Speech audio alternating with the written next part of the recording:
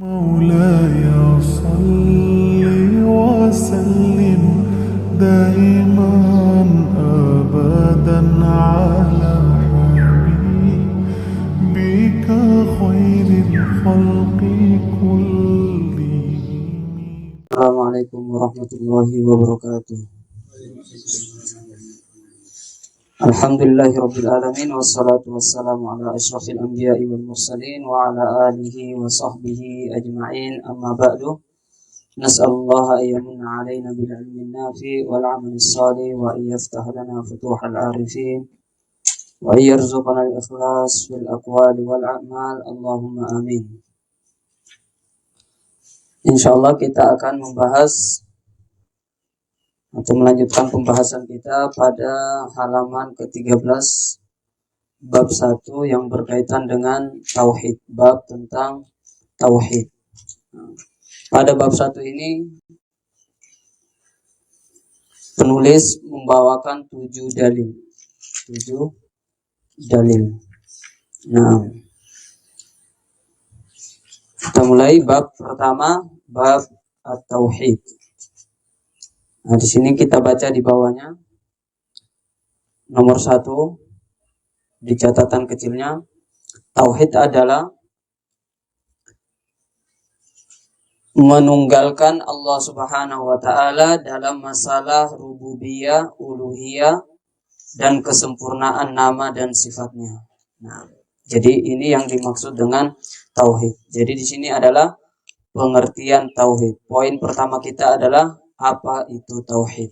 Tauhid adalah menunggalkan atau mengesahkan Allah Subhanahu wa taala dalam masalah rububiyah, uluhiyah dan kesempurnaan nama dan sifatnya. Nah, ini juga sekaligus ya mengabarkan kepada kita bahwa tauhid itu ada 3 macam. Ya.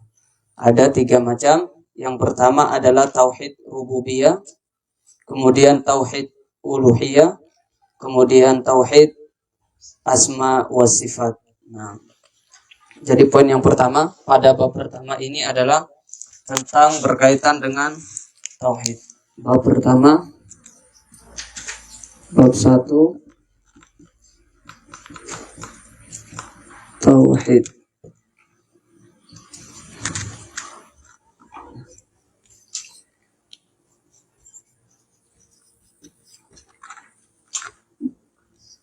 Apa yang dimaksud dengan tauhid? Menunggalkan Allah Subhanahu wa taala dalam masalah rububiyah, uluhiyah dan kesempurnaan nama dan sifatnya. Kemudian yang kedua, poin yang kedua adalah macam-macam tauhid.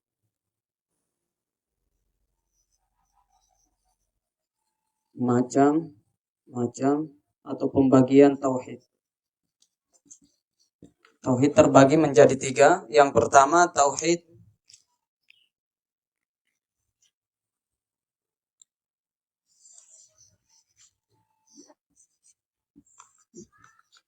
rububiyah,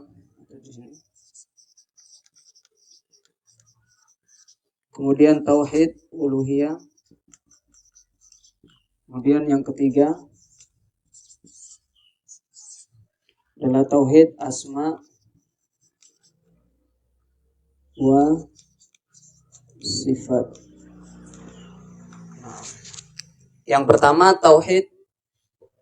Jadi apa itu tauhid? Tauhid adalah menunggalkan Allah dalam masalah tauhid rububiyah, uluhiyah dan asma wa sifat. Itu arti dari tauhid.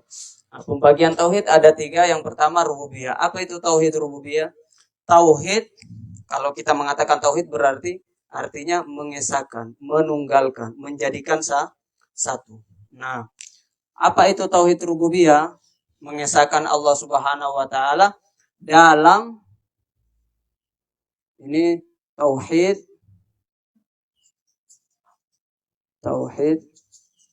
dalam perbuatan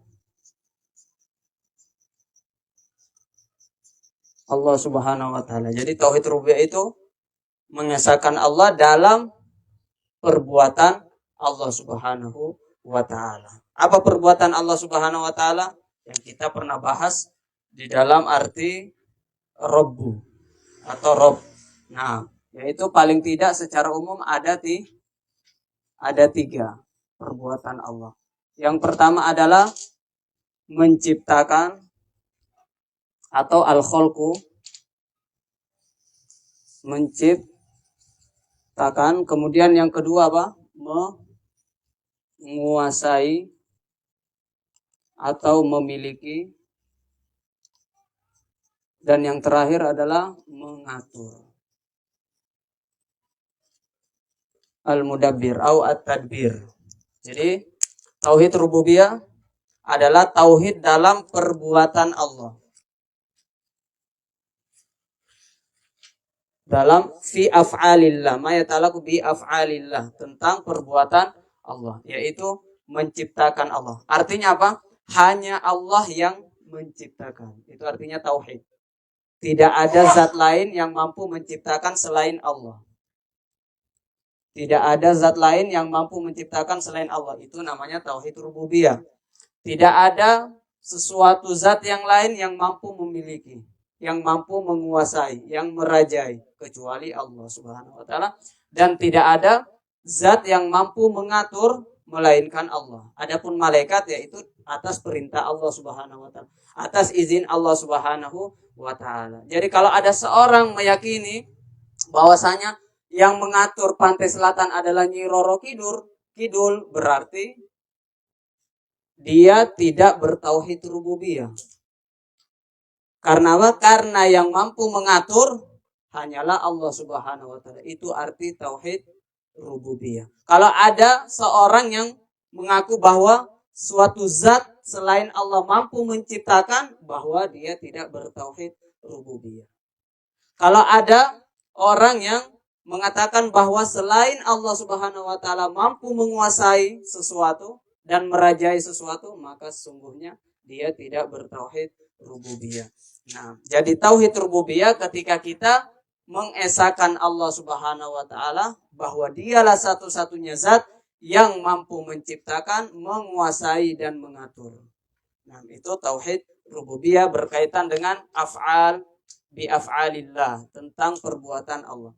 Adapun uluhiyah, kalau uluhiyah ini tauhid yang berkaitan dengan, kalau ini perbuatan Allah, kalau ini berkaitan dengan perbuatan manusia atau perbuatan hamba. Jadi bedanya ini perbuat bi af'alillah, ini bi af'alil ibad. Ini perbuatan hamba. Apa itu tauhid uluhiyah? Berkaitan dengan perbuatan hamba. Kalau di sini perbuatan Allah. Af'alullah. Ini af'alul ibad. Apa contohnya? Ya ibadah. Ibadah. Contohnya seperti ya sholat, sujud, apalagi doa, tawakal, dan lain-lain. Nah, ini yang dimaksud dengan tauhid. Artinya ketika ada orang berkaitan dengan perbuatan hamba, apa yang dilakukan oleh hamba? Yaitu sholat, sujud, tawakal. Kalau ini af'alullah. Ini berkaitan dengan Allah. Ini berkaitan dengan hamba. Nah, tadi kita tidak boleh meyakini ada zat selain Allah yang mampu menciptakan, menguasai, dan mengatur.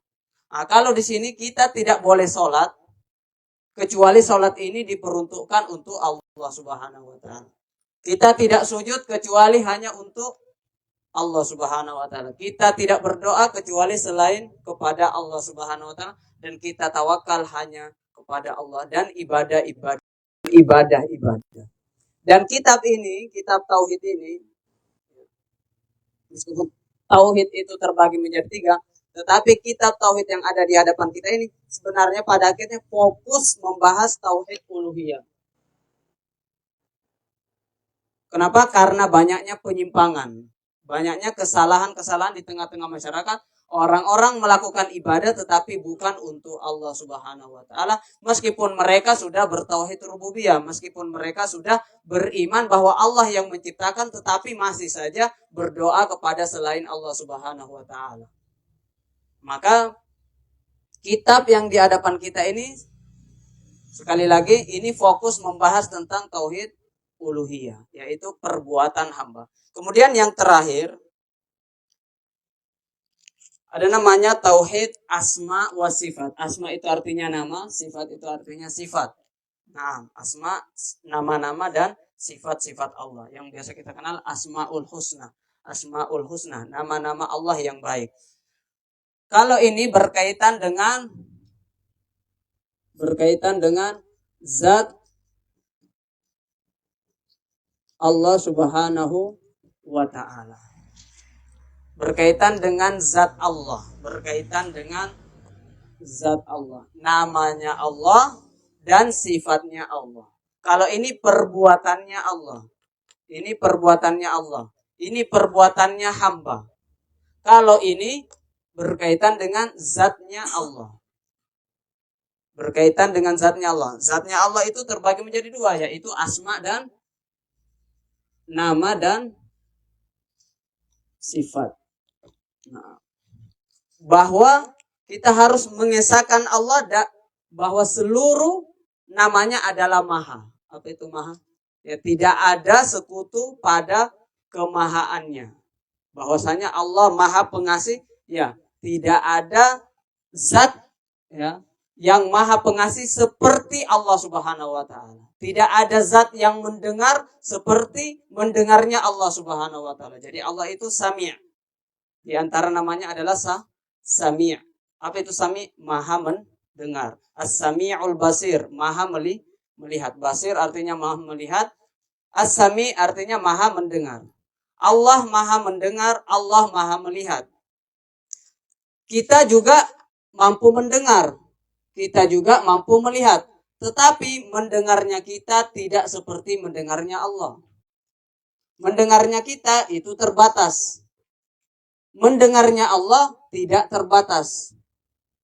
Melihatnya kita terbatas. Kita hanya bisa melihat apa yang ada di hadapan kita. Tetapi kalau penglihatan Allah itu sesuai yaliku bijalalihi, sesuai dengan keagungan Allah Subhanahu wa ta'ala. Nah, jadi apa? Laisa kamitslihi syai'un wa huwas samiul basir. Tidak ada yang serupa dengannya.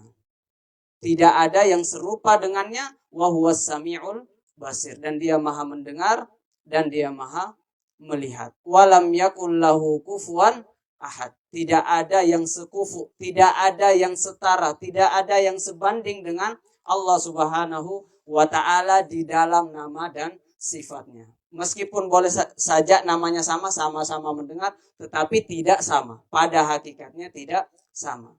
Nah, inilah yang dinamakan dengan tauhid asma wa sifat. Asma wa sifat. Nah, jadi kita ulangi lagi. Yang pertama adalah tauhid rububiyah. Tauhid rububiyah berkaitan dengan bi'af'alillah. Berkaitan dengan apa? Perbuatannya Allah. Ya, secara umum perbuatannya Allah itu ada tiga. Yang pertama adalah menciptakan al-khalqu. Kemudian ada yang kedua al-mulk atau al-malik, yang merajai atau menguasai, memiliki. Kemudian yang terakhir al-mudabbir, dialah al-mudabbir atau at-tadbir. Nah, al-mudabbir yang maha mengatur segala apa yang terjadi di alam semesta ini. Semuanya diatur oleh Allah Subhanahu wa ta'ala. Kemudian uluhiyah.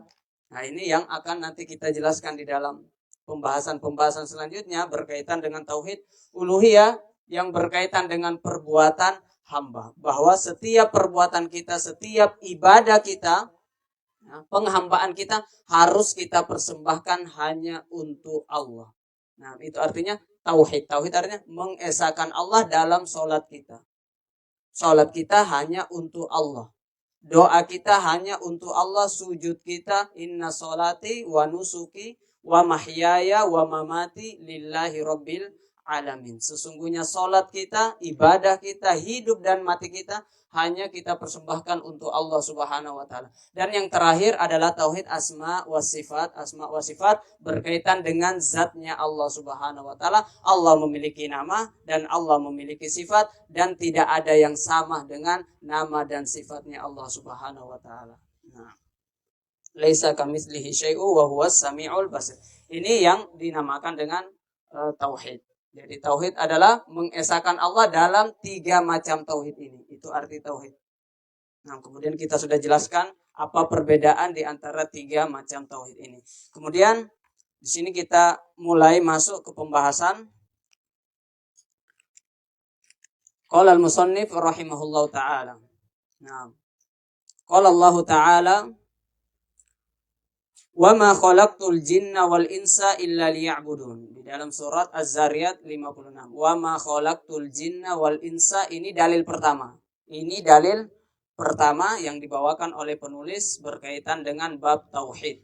Nah, wa ma khalaqtul jinna wal insa illa liya'budun, dan kita sudah pernah membahas apa arti daripada liya'budun, artinya liyuwahhidun. Liyuwahhidun. Nah, tidaklah aku ciptakan jin dan manusia, kata Allah, melainkan untuk beribadah kepadaku. Untuk beribadah kepadaku. Untuk mentauhidkanku di dalam ibadah-ibadah mereka. Jadi kita diperintahkan yaitu untuk bertauhid. Tujuan kita diciptakan hanya untuk bertauhid. Bertauhid dalam apa? Bertauhid di dalam ibadah. Bertauhid dalam ibadah. Nah, di sini dikatakan di bawah di catatan kakinya ada nomor 2. Syekhul Islam Ibnu Taimiyah mengatakan bahwa ibadah adalah ya, suatu ungkapan yang mencakup segala ucapan dan perbuatan, baik yang lahir maupun yang batin. Nah, yang dicintai dan diridhoi Allah Subhanahu wa taala. Nah, bahasa Arabnya apa? Ismun jami' likulli ma yuhibbuhullahu wa yardah minal aqwali wal af'al az-zahira wal batinah. Jadi segala sesuatu, suatu ungkapan yang mencakup segala ucapan atau perbuatan baik yang lahir maupun yang batin, yang dicintai dan diridhoi Allah Subhanahu wa taala. Baik yang lahir, baik yang batin, itu yang namanya ibadah. Jadi ada namanya ibadah lahir, ada namanya ibadah batin. Ibadah batin artinya a'malul qulub. Ibadah batin artinya a'malul qulub. Ibadah hati namanya ibadah batin. Ibadah lahir ya ibadah yang kelihatan, yang nampak. Yang dicintai Allah Subhanahu wa taala dan diridhoi Allah Subhanahu wa taala mencakup segala ucapan dan perbuatan. Ucapan dan perbuatan. Nah, ucapan yang baik dan perbuatan yang baik. Ini yang dimaksud dengan ibadah. Maka sekali lagi tujuan kita diciptakan hanya untuk mentauhidkan Allah di dalam ibadah-ibadah kita. Hanya untuk beribadah kepada Allah Subhanahu wa ta'ala. Allah memberikan 24 jam dalam sehari semalam. 24 jam. 24 jam. Berapa jam yang kita gunakan untuk ibadah? Kalau kita mau jujur bahwa kalau benar-benar tujuan hidup kita hanya untuk ibadah, sekarang Allah sudah memberikan kita waktu 24 jam. 24 jam ini kita tanyakan kepada diri kita, dari 24 jam yang diberikan Allah, sudah berapa jam yang kita pergunakan untuk ibadah? Nah, jadi ini nomor 3. Nomor 3 berkaitan dengan apa itu ibadah. Apa itu ibadah? Ibadah sudah ada tadi dalam kitabnya. Kemudian, nah, ini tujuan penciptaan kita. Tujuan penciptaan kita semua. Jadi kita hanya diciptakan untuk beribadah kepada Allah Subhanahu wa ta'ala. Nah, Allah memberikan 24 jam kepada kita semua. Berapa yang kita gunakan untuk ibadah mahdhah, dan berapa untuk selain ibadah. Anggap saja apa itu ibadah mahdhah? Seperti sholat. Kita sholat ya minimal, atau bukan minimal, biasanya kita sholat dalam sehari semalam 5 kali. Ya, ini yang wajib. Ya, bisa ditambah dengan yang sunnah. Kalau anggaplah satu sholat itu kita gunakan 10 menit, Berarti kalau 5 kali berarti 5 kali 10. Berarti 50 menit. Ya, genapkan 1 jam. Genapkan 1 jam. Berarti sholat ini kira-kira 1 jam. Berarti masih ada 23. Nah, biasanya digunakan untuk apa? Tolabul ilmi. Tolabul ilmi, tapi tidak tiap hari kayaknya. Tolabul ilmi, anggaplah kalau tolabul ilmi kadang 1 jam setengah. 1 jam setengah. Jadi menuntut ilmu 1 jam 30 menit. Nah, 1 jam 30 menit. Berarti sudah 2 jam setengah. 2 jam setengah. Biasanya ngapain lagi? Nah, yang ibadah. Yang ibadah dulu. Misalnya zikir, baca Quran, berdoa. Itu dalam sehari ya kira-kira ya kasih hadiah 1 jam.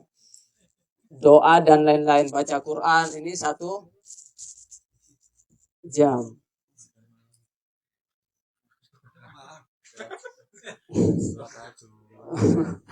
Berarti ini kira-kira ya. Ini kira-kira 1 jam. Berarti ini 3 jam setengah. 3 jam setengah. 3 jam setengah dari 24 jam berapa persennya itu? 24 jam. Belum. Masih 20 jam lebih. Masih 20 jam lebih. Padahal tujuan kita diciptakan untuk ibadah. Ya, tetapi kalau kita melihat ke kehidupan kita, apakah sudah benar-benar untuk ibadah atau tidak? Wah, ternyata kehidupan kita, ya, waktu yang diberikan kebanyakan kita gunakan bukan untuk ibadah. Maka kata para ulama, supaya 24 jam ini menjadi ibadah, maka caranya dengan meniatkan yang selain ibadah ini untuk ibadah. Nah, itu jalan pintasnya. Jadi yang selain ibadah ini, apa itu selain ibadah ya? Tidur, ini tiap hari tidur nih. Tidur, makan, ngopi, apa lagi? Nongkrong, main HP. Nah, ini wajib nih main HP. Scroll, kerja, Masya Allah. Nah, ini semua ini yang selain ibadah mahdhah ini, jalan pintasnya, jalan satu-satunya kalau kita benar-benar ya paham bahwa tujuan penciptaan kita hanya untuk ibadah kepada Allah, menghamba kepada Allah, maka jalan satunya niatkan yang ini, adat ini, kebiasaan ini, niatkan hanya untuk Allah Subhanahu wa ta'ala. Nah, dengan niat ini maka seluruh yang selain ibadah ini akan bernilai ibadah. Maka 24 jam kita ini tidak terhenti dicatat sebagai ibadah. Kita makan, kita niatkan. Kenapa saya makan? Ya supaya saya dapat kekuatan, saya dapat energi. Dengan kekuatan ini saya bisa sholat, saya bisa ngaji, saya bisa berdoa, saya bisa menyembah Allah dengan tenang. Ya, saya tidur kenapa? Supaya kalau saya tidur, insya Allah saya bisa sehat. Saya sehat, besok pagi saya bisa sholat subuh, saya bisa beribadah, saya bisa cari nafkah dan seterusnya. Maka tidurnya pun yang 5 jam, 4 jam atau 6 jam itu setiap malam, maka akan tercatat sebagai ibadah. Maka PR kita bagaimana menjadikan seluruh hembusan nafas kita, seluruh detik, seluruh waktu yang diberikan oleh Allah Subhanahu wa ta'ala berupa kenikmatan-kenikmatan ini, kita harus jadikan kenikmatan-kenikmatan ini, niatkan kenikmatan-kenikmatan ini untuk menghamba beribadah kepada Allah Subhanahu wa ta'ala. Maka seorang ulama berkata, adatu ahli al-ilmi ibadah. Adatu ahli al-ilmi ibadah. Apa itu artinya? Adat, kebiasaan seorang yang berilmu itu bisa menjadi ibadah. Bagaimana caranya? Dengan berniat, berniat. Ketika dia berniatkan semua kebiasaannya, makannya, minumnya, tidurnya, berpakaiannya, mandinya, ngopinya, nongkrongnya, semuanya diniatkan untuk ibadah, maka kebiasaan ini berubah ya statusnya dari status ibadah, dari status kebiasaan menjadi ibadah. Dan sebaliknya, wa ibadatu ahlil ghaflah ada. Boleh jadi ibadah itu berubah menjadi kebiasaan, formalitas, rutinitas. Nah, jadi ibadahnya ahlil ghaflah. Siapa itu ahlil ghaflah? Orang-orang yang senantiasa apa? Lalai. Lalai dari apa? Lalai untuk berniat. Lalai untuk menanyakan dirinya, untuk apa saya hidup. Lalai dengan tujuan hidupnya, yaitu wa ma khalaqtul jinna wal insa illa liya'budun. Lalai dari tujuan penciptaannya. Ini namanya ahlil ghaflah. Karena dia lalai dengan tujuan, akhirnya ibadahnya pun seperti kebiasaan. Jadi seperti formalitas. Dia sholat ya seperti ngikut-ngikut. Orang puasa Ramadan. Kenapa dia puasa Ramadan? Ya karena semua orang puasa. Karena semua orang puasa. Kenapa dia nuntut ilmu? Ya karena teman-teman yang lainnya, teman-teman nongkrongnya yang dulu, sekarang ngaji. Akhirnya dia ngikut. Nah, jadi bahkan ibadah ahlil ghaflah menjadi kebiasaan. Rutinitas. Jadi saya ulangi, adatu ahlil ilmi ibadah. Kebiasaan orang yang berilmu yang paham dengan hakikat tujuan penciptaannya, bahwa dia hanya diciptakan untuk menghamba dan beribadah kepada Allah, maka kebiasaan ini bisa berubah statusnya menjadi suatu amal ibadah, berbuah pahala. Makannya jadi berpahala, minumnya jadi berpahala. Karena apa? Karena dia ahlul ilmi. Dia orang-orang yang berilmu yang paham dengan tujuan penciptaannya. Dan kebalikannya ahlul ghaflah, ya, orang yang lalai, yang sering lupa dengan tujuan penciptaannya dan dia tidak tahu kenapa dia diciptakan, maka ahlul ghaflah ini, ya, ibadahnya pun terkadang rasanya seperti kebiasaan, menjalankan rutinitas. Nah, atau ikut arus. Dan biasanya yang ikut arus itu adalah bangkai. Ikan, ya, hanya ikan mati yang ikut arus. Hanya ikan mati yang ikut arus. Ikan hidup dia akan pergi sesuai yang kemana dia kehendaki. Nah, ini tentang ibadah. Jadi poinnya di sini, poin yang kedua, poin yang berbeda. Poin yang ketiga di sini adalah bagaimana PR-nya kita, ya. Semua kehidupan kita, inna sholati wa nusuki wa mahyaya wa mamati, semuanya ini hanya dipersembahkan untuk Allah Subhanahu wa taala. Nah, kemudian di sini dilanjutkan, dikatakan agar suatu ibadah diterima Allah, maka ibadah harus memenuhi dua kriteria, yaitu yang pertama ikhlas dan mengikuti tuntunan Rasulullah Sallallahu Alaihi Wasallam, dan yang kedua adalah mengikuti tuntunan Rasulullah Sallallahu Alaihi Wasallam.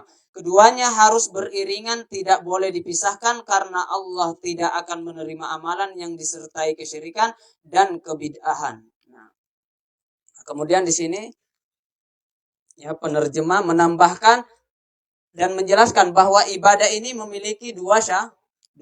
Ini sering kita ulang-ulang, ada dua syarat. Apa syaratnya? Yang pertama adalah ikhlas, dan yang kedua adalah mutaba'ah atau sesuai tuntunan. Ikhlas, apa lawan ikhlas? Syirik, atau biasa dikenal dengan riya atau sum'ah. Apa kebalikan dari ikhlas? Syirik. Apa kebalikan dari mutaba'ah?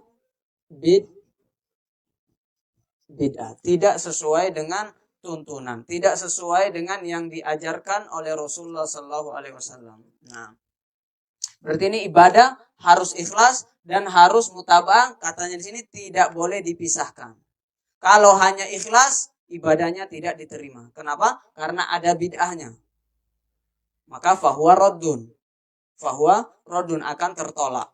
Kalau dia mutaba'ah, cara ibadahnya sudah sesuai tuntunan, tetapi ternyata niatnya, ibadahnya tidak diniatkan untuk Allah, tetapi hanya untuk pujian manusia, untuk riya, untuk sum'ah, dia syirik, maka ibadahnya juga tidak diterima. Kapan ibadah itu diterima? Ketika dua syarat ini ada. Ketika kita ikhlas hanya untuk Allah, kita sholat hanya untuk Allah, dan sholat kita cara-caranya sesuai dengan tuntunan yang diajarkan oleh Rasulullah Sallallahu Alaihi Wasallam, maka ketika itu ibadah kita diterima oleh Allah Subhanahu wa Ta'ala.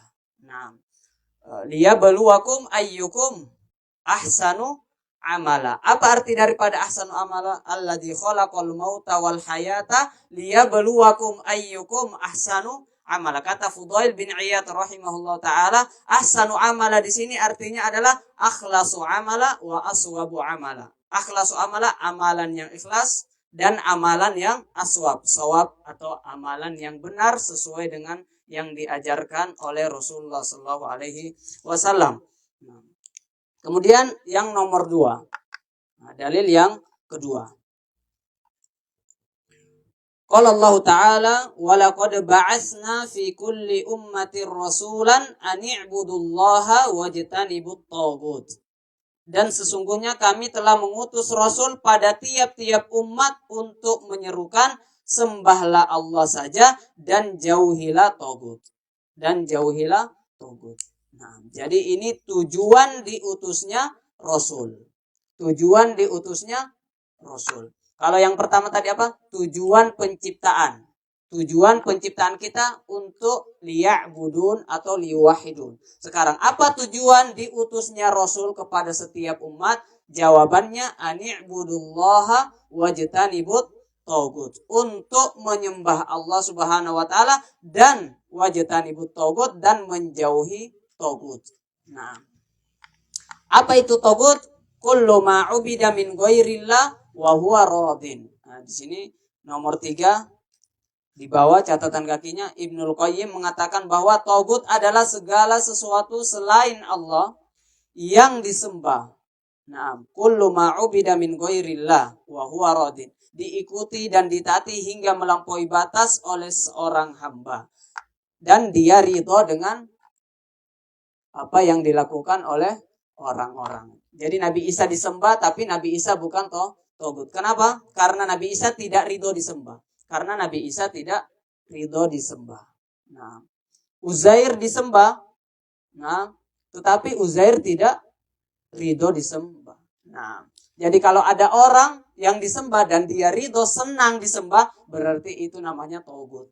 Itulah yang dinamakan dengan taghut. Nah, di sini dikatakan Umar mengatakan bahwa taghut adalah setan. Jabir mengatakan bahwa taghut adalah dukun yang selalu didatangi setan. Imam Malik mengatakan bahwa taghut adalah segala yang disembah selain Allah. Jadi pada kesimpulannya, sesuatu yang disembah, segala sesuatu yang disembah selain Allah, wa huwa radin. Dan dia ridho dengan sembahan itu, maka itulah yang dinamakan taghut. Ini sudah kita bahas pada pembahasan yang lalu. Ala ra'sihim, ada 5. Ya, ada 5. Nah, jadi walaqad ba'atsna fi kulli ummatir rasulan an i'budullaha wajtanibut taghut. Setiap rasul itu, ya, di dalam hadis yang sahih dikatakan inna ma'syaral anbiya, ya, dinuna wahid. Semua nabi itu agamanya satu. Semua nabi itu agamanya satu, yaitu agama Islam. Wasyara'i'u mukhtalifah. Dan akan tapi syariat-syariatnya, cabang-cabangnya itu yang berbeda-beda.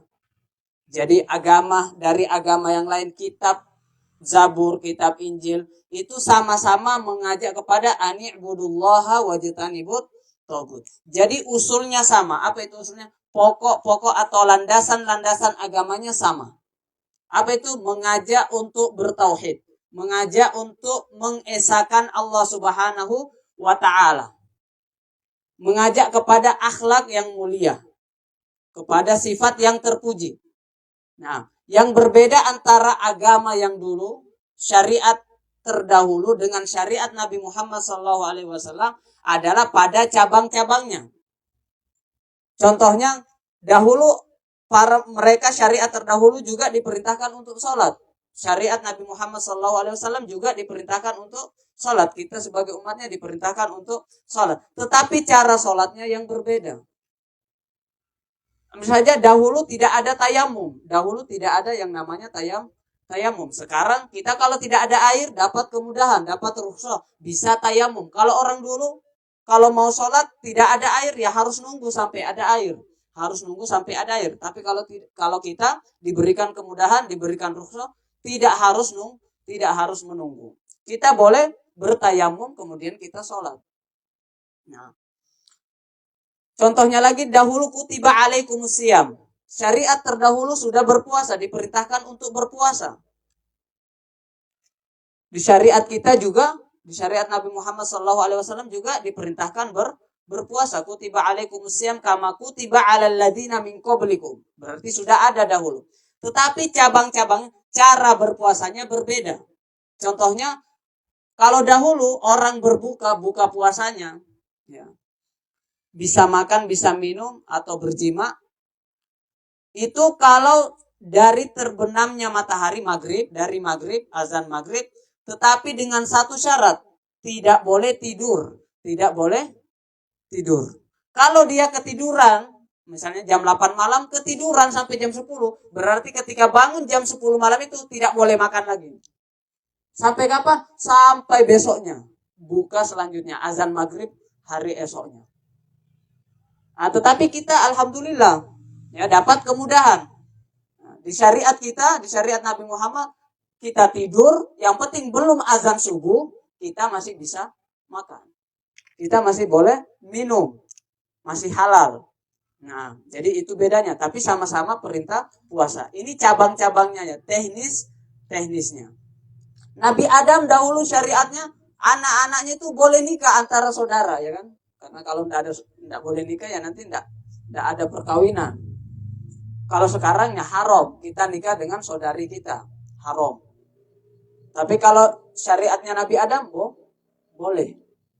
Nah, contoh yang lain, Nabi Musa. Nabi Musa itu syariatnya alaihissalam, kalau mereka terkena najis, pakaiannya terkena najis, itu harus dipotong.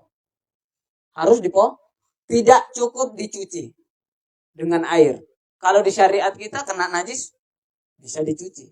Bisa disucikan lagi. Kalau mereka harus dipotong. Di syariat Nabi Musa, orang haid itu tidak boleh makan dan tidur bersama keluarganya.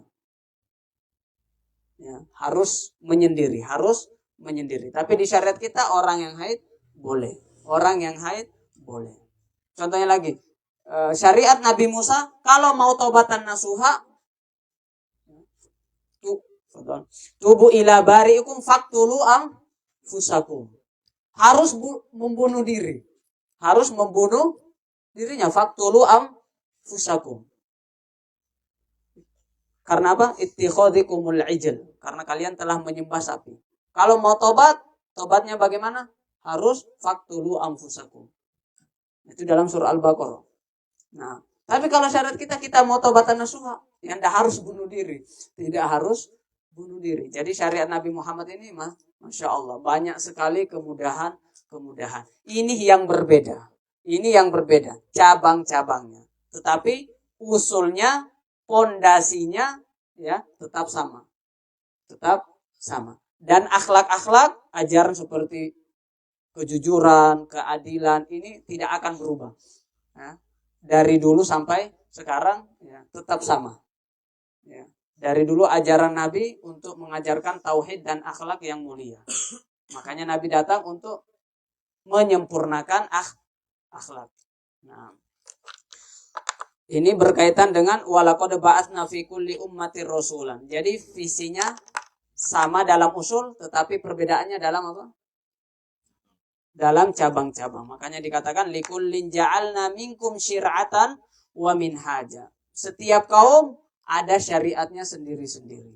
Ada cara-cara beribadahnya sendiri-sendiri. Berbeda antara syariat yang satu dengan syariat yang lainnya. Kemudian yang selanjutnya, yang nomor 3. Ya, dalil yang nomor 3. Qala Allah Ta'ala wa qadha rabbuka alla ta'budu illa iyyahu wa bil walidaini ihsana. Imma yablughanna 'indakal kibara ahaduhuma aw kilahuma fala taqul lahumā uffin wa la tanharhumā wa qul lahumā qawlan karīmā wakhfid lahumā janāhadh dhulli minar rahmah wa qur rabbirhamhumā kamā rabbayānī shaghīrā. Nah, di sini dikatakan wa qadha rabbuka alla ta'budu illa iyyahu. Rabbmu telah memerintahkan supaya kamu jangan menyembah selain Dia. Nah, ini yang pertama, ini dalilnya, ini poinnya.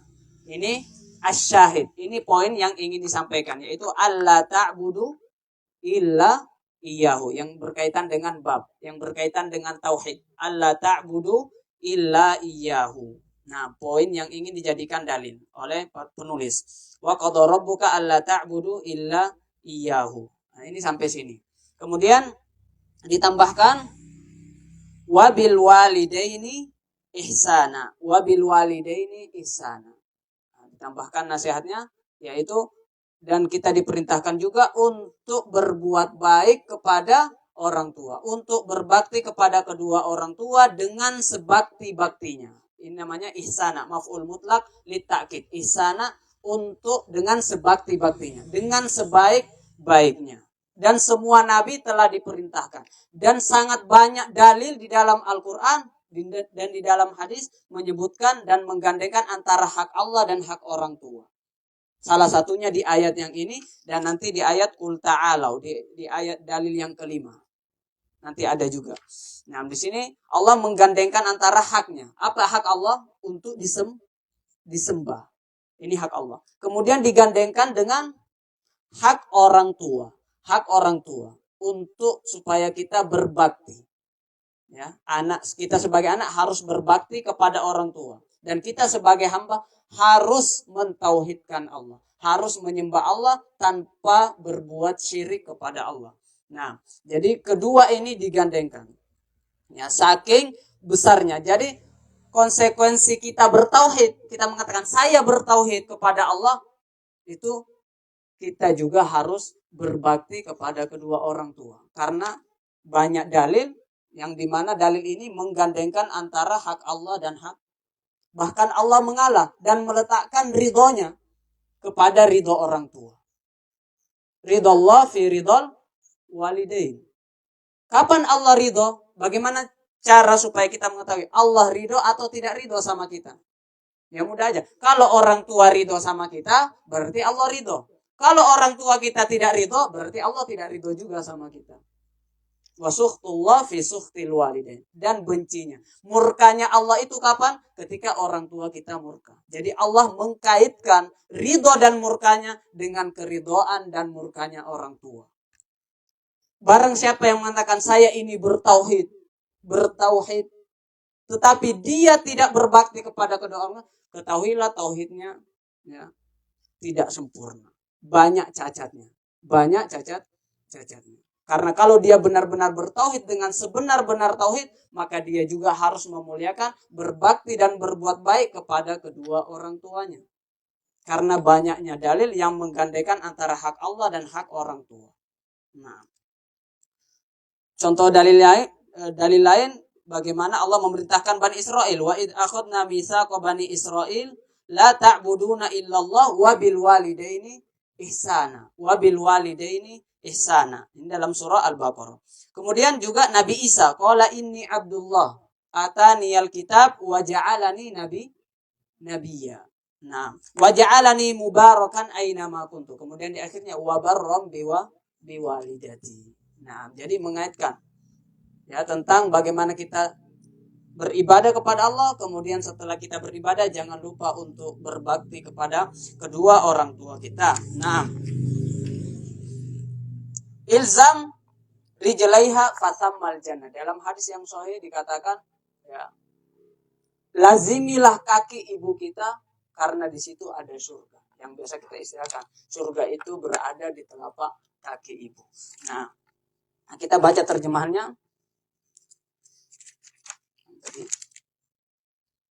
Wa qadha rabbuka, Rabbmu telah memerintahkan supaya kamu jangan menyembah selain Dia. Nah, ini poinnya. Kemudian dan hendaklah kamu berbuat baik kepada ibu bapakmu dengan sebaik-baiknya. Ini yang kita jelaskan tadi. Dengan sebaik-baiknya. Nah, bagaimana kita melihat di sana ada beberapa kisah, termasuk kisahnya Uwais. Kalau kita berbicara tentang manusia yang paling berbakti, maka ya, di sana ada seorang ulama dari tabi'in, ya, seorang tabi'in yang mulia, ma'rufun fis sama, majhulun fil ardi wa ma'rufun fis sama. Uwais Al-Qarni ini ya rahimahullah taala, dia adalah seorang ulama yang dia majhulun fil ardi. Apa itu majhulun fil ardi? tidak dikenal di dunia, tidak terkenal. Lakin ma'rufun fis sama. Tetapi seluruh penduduk langit mengenal Uwais Al-Qarni. Seluruh penduduk langit mengenal Uwais Al-Qarni. Bahkan Nabi SAW memerintahkan, berpesan kepada Umar Ibnul Khattab, wahai Umar, kalau engkau ketemu dengan Uwais, maka mintalah doa kepada Uwais. Kenapa? Karena tidak ada hijab antara doa dia dengan pengabulan. Jadi maksudnya, kalau dia berdoa, pasti dikabulkan oleh Allah Subhanahu wa taala. Tidak ada hijab antara dia dengan surga. Maka ketika Umar bertemu dengan Uwais, maka dia meminta untuk didoakan, untuk diampuni segala dosanya. Umar Ibnul Khattab diminta untuk berdoa kepada siapa? Kepada Uwais Al-Qarni. Kenapa? Karena doanya Uwais tidak pernah ditolak oleh Allah. Kenapa doa-doa Uwais Al-Qarni ini sangat diijabah oleh Allah? Sebabnya karena dia adalah hamba-hamba yang sangat berbakti kepada kedua orang tuanya.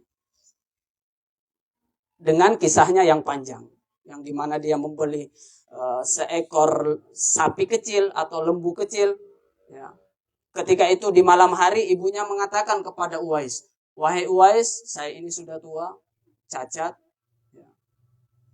Saya mempunyai keinginan untuk berkunjung ke Baitullah, untuk berhaji. Maka semalam itu Uwais Al-Qarni tidak pernah tidur. Semalam itu Uwais tidak tenang. Kenapa? Karena dia tahu Yaman dan Makkah jaraknya itu 1100 lebih kilometer. Jadi ribuan kilometer. Nah, jarak antara Yaman dan kota Makkah. Sedangkan dia tidak memiliki harta. Akhirnya dia berpikir bagaimana caranya supaya saya mengabulkan permintaan orang tua. Apapun itu saya akan lakukan untuk memenuhi permintaan daripada ibu saya. Akhirnya dia berpikir, kemudian dia mengambil seluruh tabungannya, dikeluarkanlah seluruh tabungannya. Kemudian tabungan ini ternyata hanya cukup untuk membeli seekor anak lembu atau anak sapi yang kecil.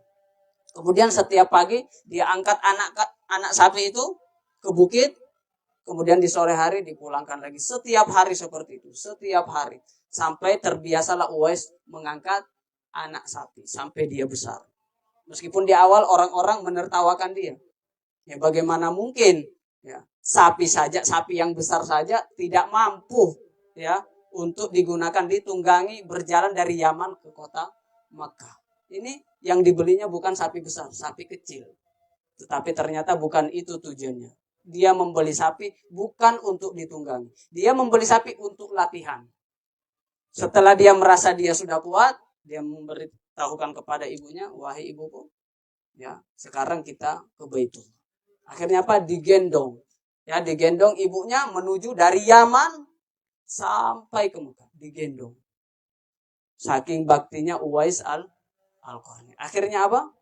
Dia memang tidak terkenal di dunia, tetapi penduduk langit semua mengenal Uwais Al-Qarni karena baktinya. Sehingga doa-doanya menjadi doa-doa mustajab, diijabah oleh Allah Subhanahu wa taala. Nah, dan masih banyak lagi kisah-kisah berkaitan dengan Uwais Al-Qarni.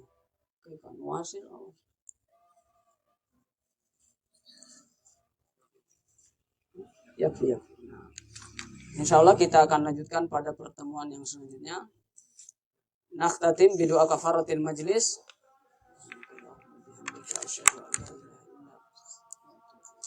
Wassallallahu ala sayyidina Muhammad. Syukran wa barakallahu fikum. Assalamualaikum warahmatullahi wabarakatuh.